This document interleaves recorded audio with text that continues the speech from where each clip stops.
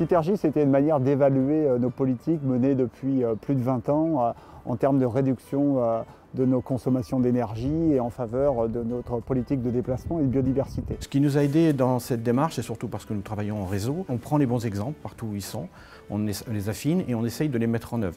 Nous sommes ici à l'école de l'Anveur à Lorient. Nous avons installé du photovoltaïque en autoconsommation. Nous arrivons à couvrir 30% des besoins de cette école et donc nous souhaitons poursuivre sur d'autres groupes scolaires. Nous sommes dans le potager, donc ça a été vraiment le point de départ de notre projet puisqu'on a travaillé pendant 2 ans sur la biodiversité. Les indicateurs qui nous donnent vraiment une image positive de ce projet, c'est le plaisir des enfants de faire les choses, de voir les choses évoluer dans l'école. Les enseignants qui s'impliquent aussi beaucoup. Et on a eu le prix spécial du développement durable en 2015. Sur la chaufferie du Moustoir, c'était une première expérimentation.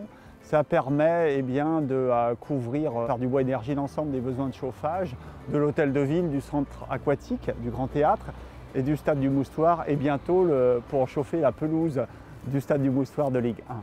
La maison de la communauté d'agglomération est chauffée au bois. Elle a aussi une installation photovoltaïque sur le toit qui permet aujourd'hui d'être utilisée en autoconsommation. Historiquement à Lorient, on a privilégié le photovoltaïque et le bois énergie.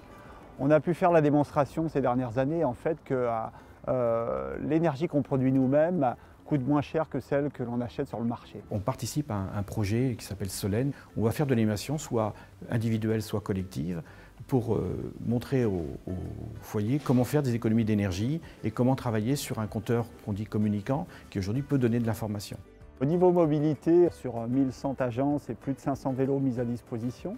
Ensuite, c'est la mise en place d'une dynamique de politique cyclable à l'échelle de la ville. On a une rade à Lorient qui relie les deux rives et c'est aussi un trafic important puisqu'on est plutôt entre 400 et 500 000 personnes qui traversent tous les ans.